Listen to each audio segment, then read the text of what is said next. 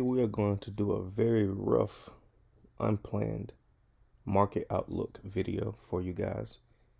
First off, we're going to look at the scenario that I drew up back on September 18th, I believe is when I made the video. Yeah, it was a couple days prior to FOMC. Look at the scenario. I said we drop, come back, get a pullback for a retest at some point, and then drop down to 4180 was my final target in my bear scenario. Now, obviously, I did have a bull scenario because I didn't quite know exactly what was going to happen at the moment. But once we got bearish, we destroyed the market on the way down. You dropped, you get your pullback for a retest, and drop. And we're right down to that target that I said. So in the video, I did say that I was expecting a really big bounce or bottom down here at this area, and we are sure enough right in that area. I will say that my outlook or my opinion is a little, I don't have as much conviction as I did back then, because honestly price probably shouldn't be down this far looking like this. So right now bulls need something crazy to happen, and that is very possible because Wednesday FOMC is on November 1st, this upcoming week. So anything could happen these next few days. You need to see some type of accumulation or signs of accumulation or signs of a bottom or a buy signal before you can just go buying. I'm in no positions. I'm just day trading. I might swing something maybe one night, overnight, but that's about all the market is getting from me. So my medium-term predictions are they're not for fun, but obviously like I'm not swinging. So take all of this with a grain of salt and understand I have nothing personally invested in this theory or in these medium-term predictions. But it would make sense to see SPY or SPX attempt to put in some type of bottom off this ginormous volume shelf right here. If price gets below this volume shelf and holds below it, and then you creep below say 4090, you're in another low volume area, and you are going to dump through probably to that 4,000 psychological area, which is a retest of this area too.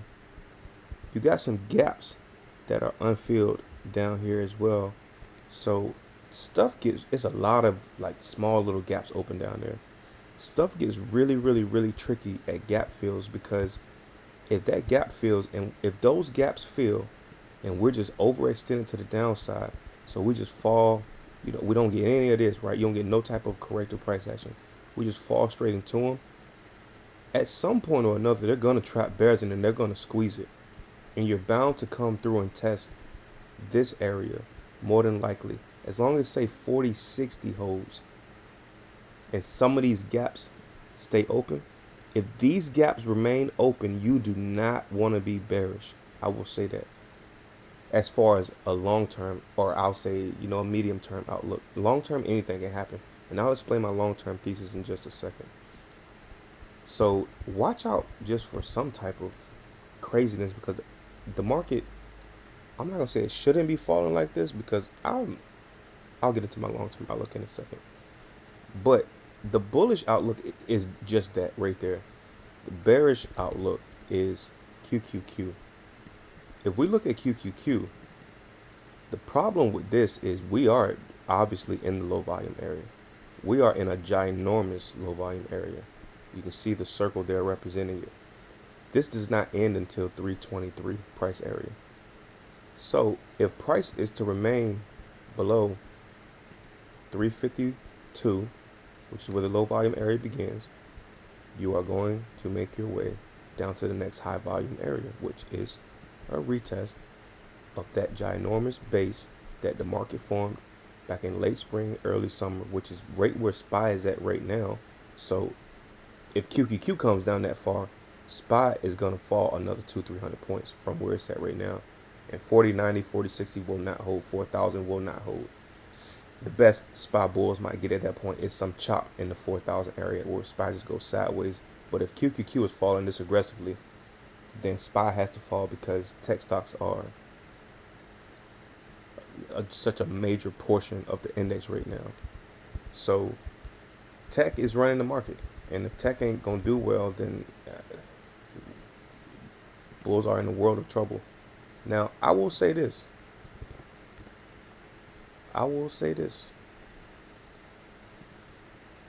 The bearish outlook is all but here.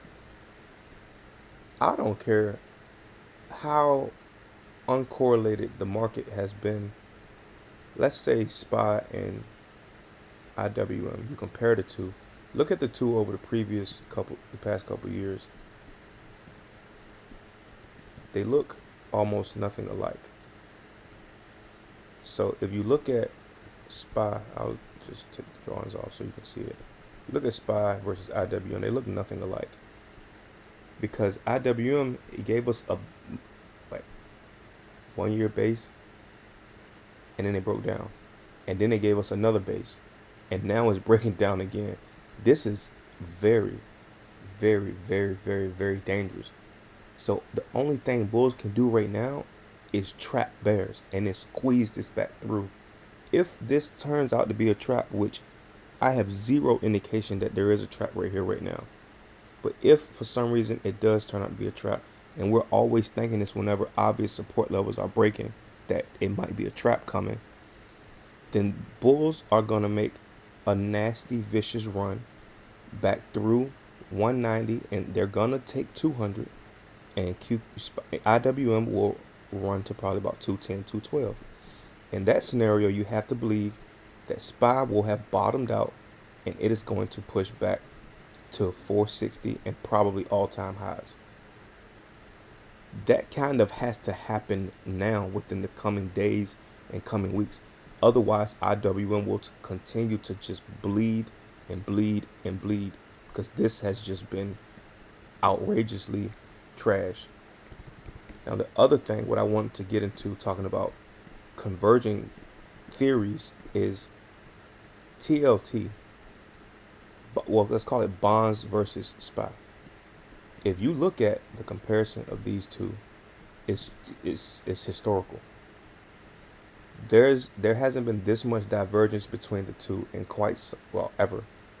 So at some point, the two have to start to move back towards the same path.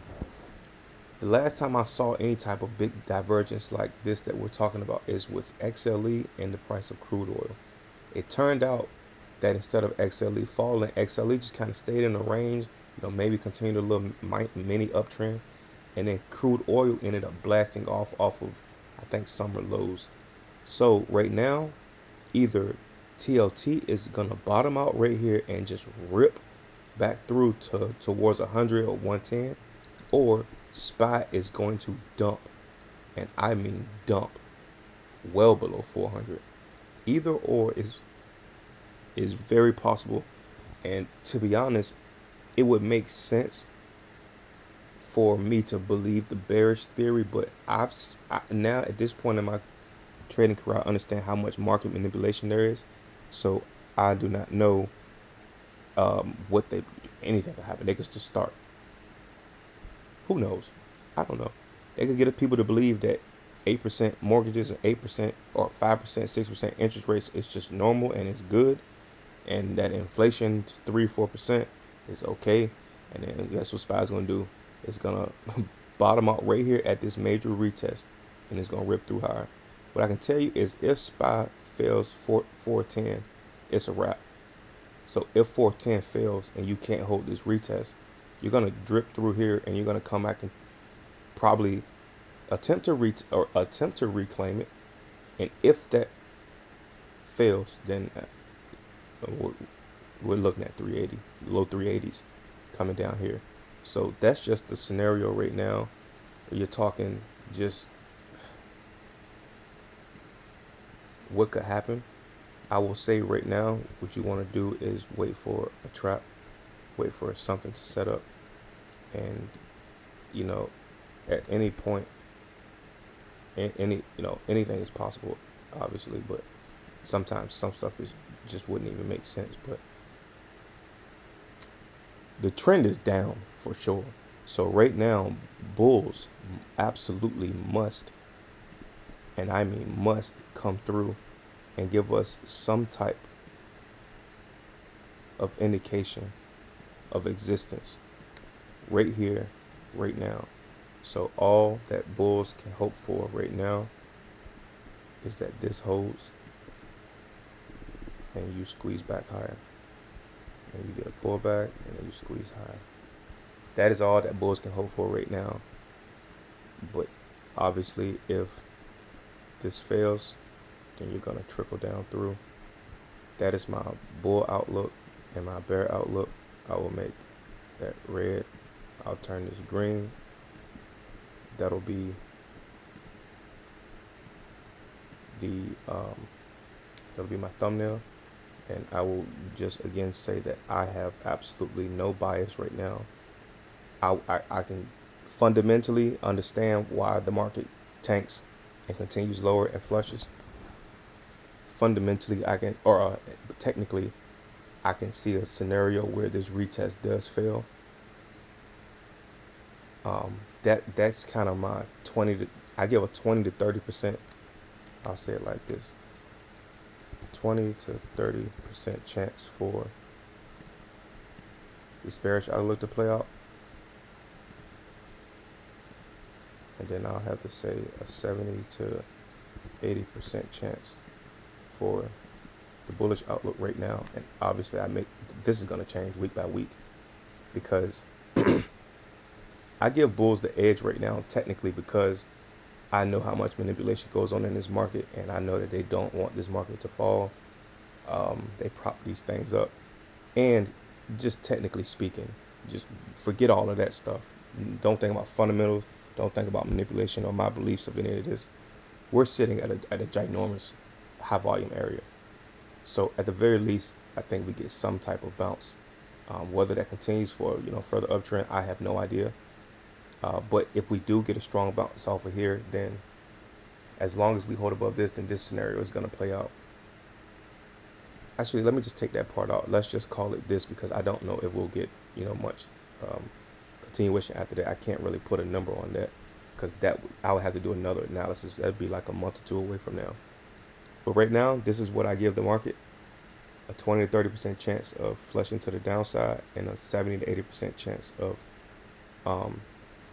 bouncing and breaking out, or bouncing and having a successful retest. I will say the 20 to 30%, I probably would be somewhere close to like 5 to 15% chance of this flushing through. Had this weekly candle not closed at the lows like this, this is just not a good look. But that does not mean we're going to get more downside. Like, we may never even take out last week's low. See what I'm saying? So like, we could just come through the week and just gap up and then just keep trickling higher, because we are in a crazy bullish seasonal period for the market. Which my next point is, I want to get into talking about how that even doesn't matter, because look at October last year versus October of this year. Last year, that's where the market bottomed, and everybody and their mama was coming here expecting the market to bottom in October, mid-October right there. But it didn't happen. But I will say that a lot of the bullish price action did come in the final days of October. So let me put a circle on it. A lot of the bullish price action did come in the final days of October and the early days of November. So you can see here that this week was the week of October 24th, which is the week that just passed. And then this week was the final week of October going into November. And that's where the real bottoming happened. That's when earnings were fully done. That's when CPI came out this week, I believe, and it was tamed or whatever. I don't know what. I remember we had a crazy gap up, and the market got a little bit stuck, and then we pulled back to retest those levels, and then we just ripped higher. So the last piece of this is what I will get into right now, talking about how the last piece is talking about how we had a crazy, I'll take this off for a second. We had a crazy, this doesn't look like a trap or a spring. It just doesn't. Like, there was just too much bullish price action. But if I go back and I plot this out, this whole thing was a ginormous base, like a 1 year of a base. And I remember when this broke out, I was like super excited. We chopped a little bit longer than I expected right up in here, but we're retesting a ginormous base, which took a long time to build. And I'm not saying it's impossible for it to fail, but bulls definitely still have the upper hand right now. But we still need to wait for that confirmation, because literally the market is crazy right now. If the year was 2020, 2021, and I saw something like this, I'd be so deep in the calls it wouldn't make any sense. But you have a crazy market right now. So you just got to keep taking it day by day, week by week. And once things get settled down, then you can look into doing something like buying, or I can look into something like buying SPXL. This is 3X leveraged ETF for SPY bulls. So this is your bullish ETF. And instead of swinging option contracts, trying to get this theory to play out, because this could take a week or two to validate or invalidate, you want to look at something like SPXL, or I would want to look at something like SPXL, so that I can actually sit and hold and wait and be patient. Because if you get a crazy gap down, then you might end up getting stopped out of option contracts, or you know what I'm saying, like it just might be an ugly situation. So this is where I'm looking for a bottom, up in this area. It's 4060 to 4100 areas where I'm looking for bulls to start to step in and give me some type of setup. But if it doesn't happen, then it doesn't happen. We will respect both sides. And as the more that appears like it won't happen, the higher my odds of this playing out will increase. But right now, I got to give it to the bulls because of the technical setup, even though it's doomsday according to a lot of things and a lot of people. But you know what's crazy is it was heavenly up here. You know what I'm saying? Like everybody wanted to buy, but you can't do that. Like even I got caught up in some IWM longs, but even then I didn't buy at the top. I was kind of buying the small dips, thinking that we were going to break through. And I'll show you that chart for just 1 second. It was literally right here up in this week. I was buying these dips up in here, and then once like 190 broke, I was like, my goodness, like ain't nothing I can do with that. I got to get out. I can show you the exact days. I remember I took IWM long right here. I day traded it. Yep, it was a Friday, but I had to close it because I wasn't holding over the weekend. Came Monday, I longed IWM and SPY, I believe. Tuesday came and I was very interested because we were looking like we were ready to break. And then I just dogged it and caught this whole gap. I got out, and then I waited actually, and then Friday I sniped this bottom right here and took IWM up through these highs. And then up in here, I never bought a breakout, or maybe I positioned extremely lightly in like some, you know, I'm ready to actually position at the dip, but just in case I don't get it, then I'll be in. But then, you know, I bought this bottom a lot. Caught this move higher. I'm green, I'm chilling. Then we start to pull back, and I'm like, oh, I got to get out of there.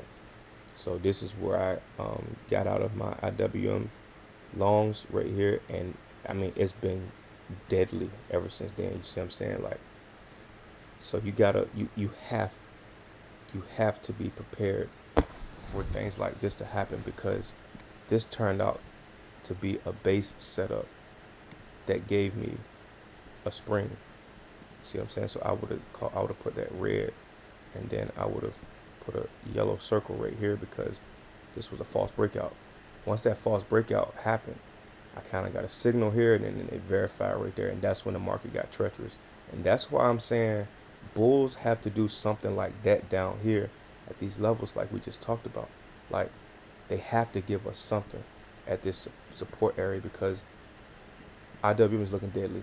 It's looking bad. I can't even, I gotta call it for what it is. Like, if this goes, then I would like to believe that SPY and QQQ continue their downtrend, or at best case scenario, build a range and just stay flat, and then a couple weeks later, a couple months later, try to make a move out of it in either direction. But for now, I gotta give it to the bears, man. They just been doing their thing. But this is how the market goes. Like, everybody gets one way when things are going a certain way. Like you can see, you got resistance up here.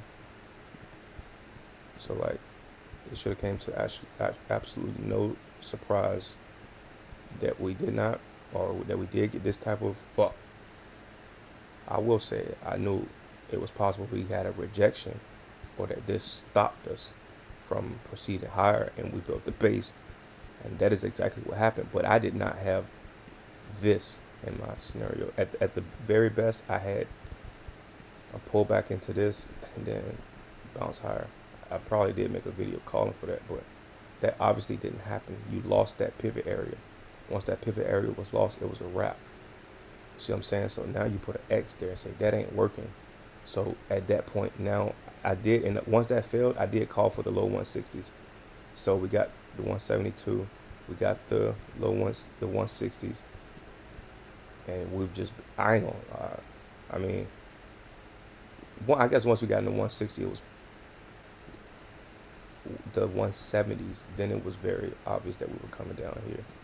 But how that scenario is right there, how I'm saying like this pivot area failed.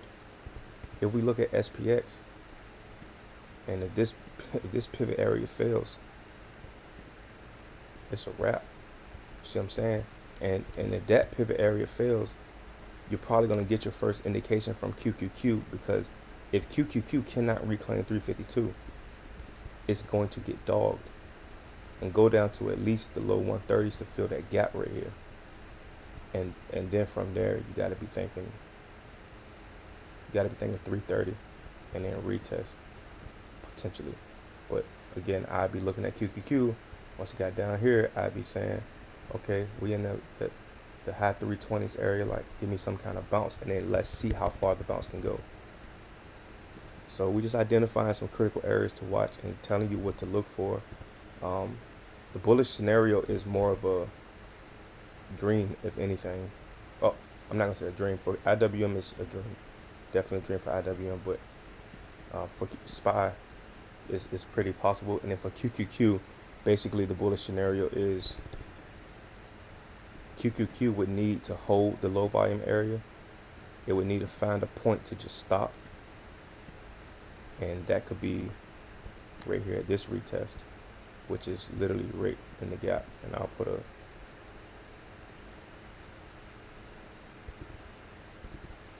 line right there for you. So QQQ would need to hold that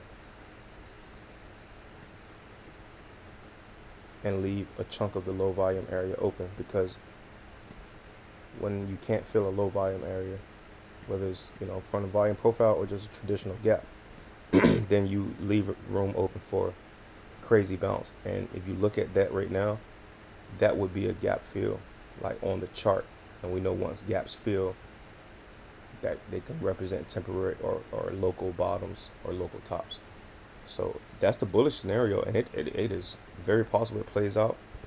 So that would just mean if QQQ played out in that regard, then that would mean SPY is probably coming down towards 4060, which you might catch a couple trades on the way down there, but you got to be very careful, because we down like every day past like a couple weeks, really, except for this. What was this day? Yeah, that was like, this is like the one green day in all these trading sessions. So that's one green day in 1, 2, 3, 4, 5, 6, 7, 8. Well, 9, because that turned out to be red. Yeah, so 1 out of 9 days have been green, and 8 out of 9 have been red. It's pretty wild, and you gotta imagine bulls do try to show up at this extremely important area right now. Like I said, if 4060 fails, it's a wrap. Like, it's a wrap. You know what I'm saying? So just be on the lookout. Be patient, man. Stay very patient in this market and wait for a trend to set up. We had a nice trend out of this. We played the trend very well, and then we even I shorted the life out of this. I caught the vast majority of this move down. I didn't get caught with any upside surprise moves. I didn't miss much of the downside moves. And even with this upside move, I literally caught this from about 40 to 40. So I got in right up around here. So this, I got in right up around here because we would not flush that bottom. So once we started to move higher, I said, okay, outside bar, and then, minor rally. So we came back. I played that retest that I talked about. And that's the retest that I played. Like, the retest had to come at some point. So I caught it, I played it. I got out of all of my long positions right about here, literally right here. And then I started scalping. I got caught a couple times that week because scalping just really isn't my thing. But once that break came this day, I followed the downside move. Something happened this day, I believe. I think Jerome Powell was speaking. I ended up getting stopped out of some positions, but it was nothing crazy. But then, I dogged this. I waited let this play out to see, okay, we're gonna flush this. We showed weakness. We had this gap down off of a false trend line break, and I dogged it all the way down here. And then Friday, I just didn't really trade much. I caught like a scalp, but I've been just staying patient because, like I said, I'm trying to figure out if this is gonna bounce or not, and I don't want to get caught in a trap. So I say that because I was talking about catching a trend. I think I did hold some stuff, a lot of stuff overnight during this period. Here, I definitely held. I traded some longs up to here, and then I rolled them, and I held them. Yep, because this was Columbus Day. I was in Kentucky. I held them Monday because I remember I had no buying power because none of it settled from the previous day, and then I still had a pretty large open long position. So I held them all Monday, and then Tuesday, right after the open, yep, I didn't get out that high. I got out basically at Monday's highs because right at the open we were, kind of staggering, and I was like, okay, I'll just get out. Like, I done made, I think I was up like 80%, 100%, something like that. So I made crazy gains, and I was like, okay, let me just, just scout, because I figured at that point, we can't continue higher until this breaks. That refused to break, and so once that didn't break, I was like, okay, we're going back down, and we did.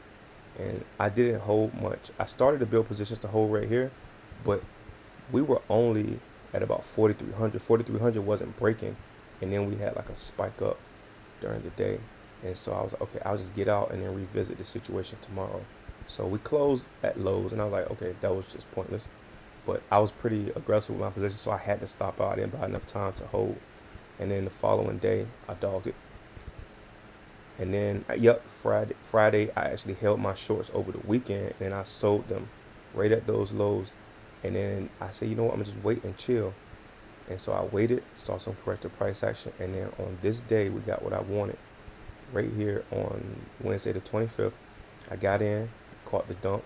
I think I did not hold, because at that point I was like, okay, I shouldn't even be short in the market right now. And that's kind of how I felt. So that was just what that was, and you can see the gap there, right there. That's where I'm saying I got back into shorts, because what had happened was you had this, people love to play these trend line breaks, but as I tell you, literally just wait for a trap. So what you saw here was the trap was right there, but clearly, I mean, yeah, it was a cute little trend line break, but clearly you never even broke resistance. So why would you even be long? See what I'm saying? Like, in of the bullish scenario I would have painted there was, I would have said you have to gap up above this tomorrow and then rip through, or you will gap down and flush through. I think I did say that to the Discord. Which one was going to happen? I have no idea. You know what I'm saying? Like, I don't be knowing exactly what's going to happen all the time, but when certain things do happen, I react to them and make good money. You see what I'm saying? So that's kind of how it is. I think I did sell, and then the following day, I took QQQ puts. That's what it was. I didn't want a short spot, because QQQ, right at this time, on that Thursday, that's when it was breaking into the low volume area. And remember, that low volume area was right here under that 351, 352 area we was talking about. So I shorted QQQ right here around 349. I rolled that down to about 347. Yep, had some 347 puts that I think I had 348 puts. I had 348 puts. They went in the money. Yep, 348. They went in the money, and then I ended up selling some as close to 347 as possible. But I stopped even shorting that because I was like, it doesn't look entirely too crazily, weak. So I was like, I'm not going to be in a rush to short it. But I do want to, see the market set up some type of consolidation because this was a pretty strong drop. And I don't want to keep just shorting straight moves down. And obviously, if I have to, then I'll adjust and choose safer contracts and all that good stuff. But you can see the open gap there on SPY. But man, we're at a tough area right now for bears to be trying to, what I'm saying. So we're looking for something to play out. This is the longest video I've done in a while. But hey, man, this stuff makes you money, man. Like I said, you enjoy this kind of information, and go to my Instagram at 6fatdaddy9. You can click that. Join my mentorship program. I am actually doing 89% off until 12/2 of this year. So definitely consider joining the mentorship program. Do these types of videos multiple times a week. This is the public one for everybody. And day by day we'll look at it. And I do wish that I had an obvious signal right now for you guys, but I just don't. And I have to get this video out. And remember that FOMC is Wednesday, 11/1. Maybe by then we'll have an obvious signal whether this is gonna fail or hold. But for now, my assumption is that it holds.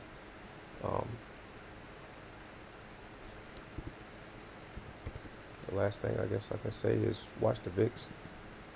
Whichever way the VIX goes is probably where SPY is going.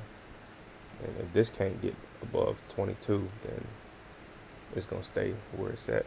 And if this ain't rising rapidly, then I don't see why SPY is gonna fail and flush.